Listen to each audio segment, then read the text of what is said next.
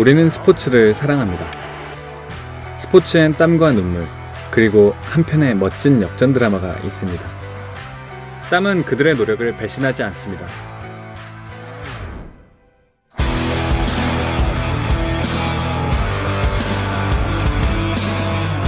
죽기 살기로 했어요. 졌어요. 그때는.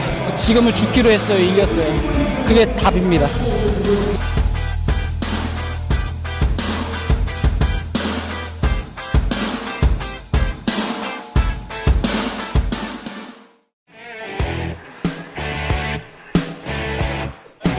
이곳은 광주의 한 복싱체육관. 많은 선수들이 오늘 또 열심히 땀을 흘리고 있습니다.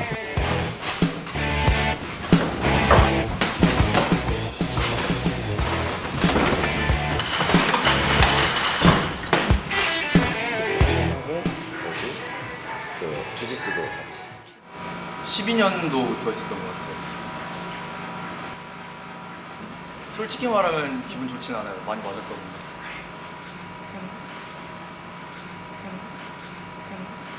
그 경기 때마다 늘 아쉽긴 하죠. 항상 준비했던 것만큼 생각한 것만큼 다 나오지 않으니까.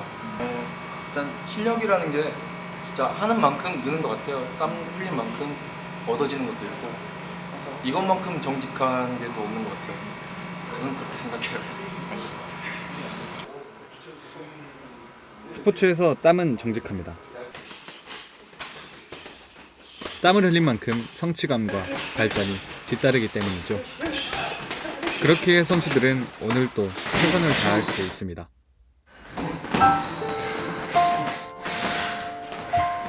경기장 밖의 청년들도 땀을 흘립니다. 각자의 목표를 위해 저마다의 방법으로 노력을 합니다. 우리의 땀과 노력은 그만큼의 가치를 가져다 줄까요?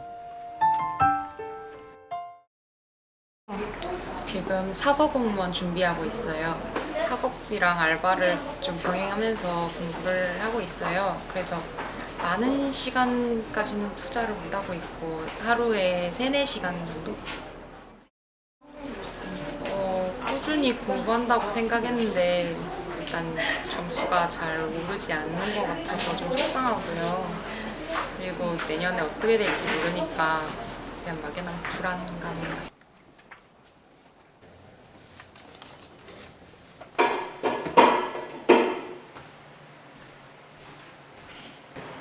뭐 이제 술집 서빙 아르바이트도 해보고 편의점 아르바이트도 해보고 목표는 지금은 교사를 하고 싶어요. 저는 사범대 학생이다 보니까 교사가 목표. 아무래도 교사가 이제 갈수록 임용 TO가 줄어들고 학생 수는 줄어드는데 이제 교사는 점점 하려는 사람들이 늘어나잖아요. 그래서 좀 임용 TO가 줄어들어서 경쟁률이 점점 세지고 이런 게 어려운 점이 많이 있어요.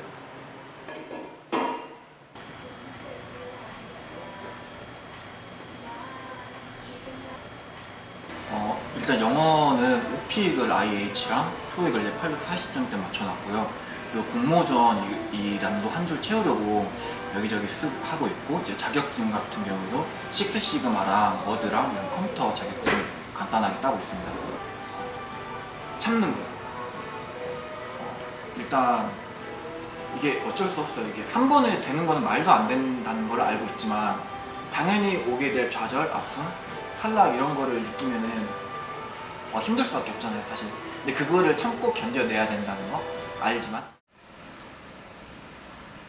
목표를 이루는 과정은 누구나 쉽지 않습니다. 하지만 똑같은 노력인데도 어째서 청년들에게 돌아오는 것은 성취감이 아닌 불안감일까요?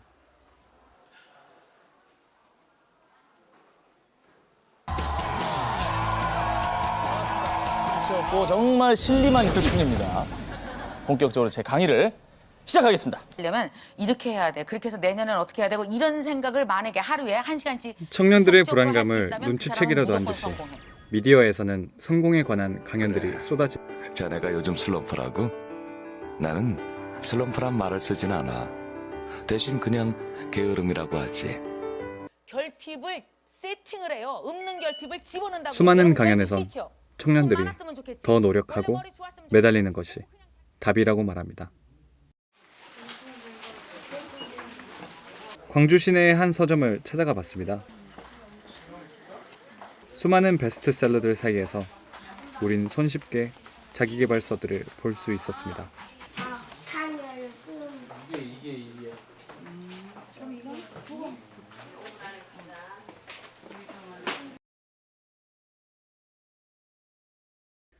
노력, 열정, 인내, 자기관리, 시간관리. 자기계발 서적에서 강조하고 있는 것들입니다. 이것들의 공통점은 모두 개인에게 요구되는 것들이라는 거죠. 그들이 말하는 대로 정말 개인의 노력이 부족했기 때문일까요? 개인에 있어서는 물론 이게 개인적이고 경험적이고 지극히 사적인 문제일 것처럼 보일지 모르지만 이건 엄연히 사회적인 문제예요. 그래서 개인의 탓이 아니에요. 개인의 탓이 아니라 개인이 예를 들면 그러한 이 사회가 만들어놓은 질서 속으로 끌려 들어가서 생겨난 결과인 거죠. 그 개인의 결과가 아니에요. 그러니까 그렇게 개인들을 그 질서 속으로 몰아넣는 사회로부터 벗어나거나 혹은 사회를 바꾸거나 이렇게 해야 되는 문제인 거죠. 그래서 그런 점에서 보면 기본적으로는 우리나라 경제 구조가 과거에 굉장히 이제 개발을 통해서 이 비약적으로 성장하던 이런 경제 구조로부터 이제는 안정화되고 구조화된 이런 방식으로 이제 바뀌었기 때문에 생기는 문제다라고 볼 수 있습니다.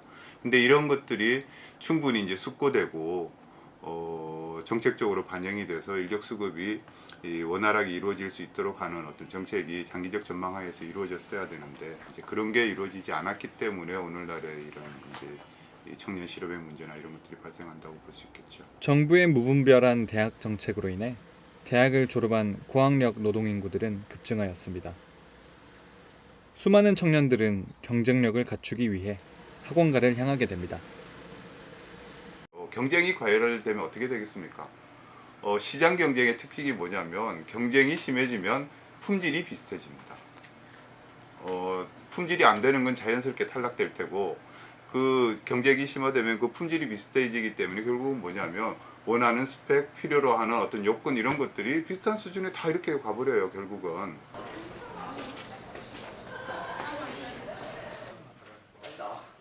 취업 시즌이 다가올수록 대학에선 수많은 취업 설명회가 열립니다. 굉장히 공략을 하고 있는데요. 자기소개하실 수 있는 분 있어요? 취업 설명회에선 기업은 자신들이 필요한 인재상을 제시합니다. 그렇게 하기 위해서는 가급적이면 이제 저희한테 그런 모습을 많이 보여줘야 되는데 그런 모습들은 학교 다닐 때라든지 경험 활동들을 좀 많이 하라, 대면 활동들을 좀 많이 하는 게 본인한테 도움이 될 것 같다는 생각을 많이 합니다. 저도 취업 설명이라든지 채용 설명회 가면 보통 그 얘기를 제일 많이 하죠. 그 대면 활동을 많이 하라는 거, 학교 생활 때. 이쪽에 계시는 분들이 나 전공이 이건데 그들의 기준은 친절하고 상세합니다. 그리고 또 힘든 게 회사에서 요구하는 게 뭐 직무적인 역량을 쌓기 위해서 무엇 하셨나요? 무슨 관심을 가졌고 어떤 걸 하셨나요? 이렇게 물어보는데 사실 대학교는 공부를 하는 곳이잖아요. 그런데 왜 직무적으로 어떤 거 하냐고 물어보지?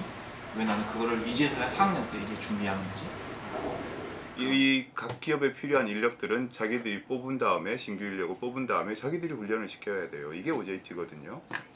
근데 오늘날의 기업들은 아주 부도덕하게도 이런 OJT에 해당되는 기업에 필요한 기본적인 소양과 능력이란 걸 다 개개인들에게 아니면 대학에게 요구를 하고 있습니다. 이건 심각하게 문제가 있는 거예요. 그러니까 과거에 기업들이 비용을 지불했던 그러한 것들을 이제 기업 외부에 떠넘기는 거죠. 이건 정말 기업이 사회적인 어떤 행위자로서 공공의 행위자로서 굉장히 무책임한 거예요. 기업은 사적 이익을 추구하지만 여기 두 사람이 있습니다. 한 명은 대기업에 합격했고 다른 한 명은 불합격했습니다.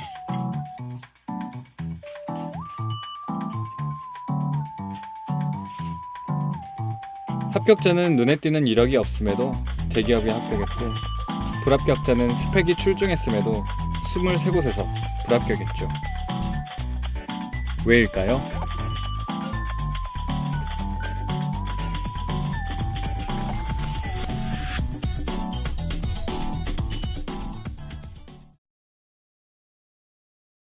다 노력은 하지.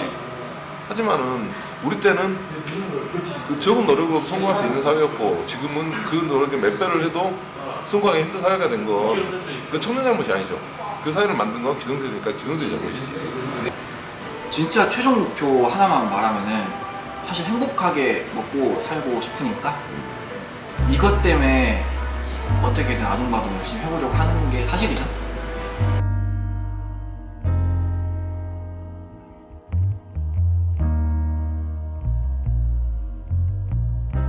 Everybody loves the things you do, from the way you talk to the way you move.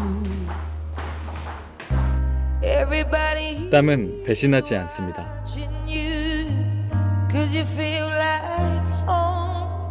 You're like a dream come true.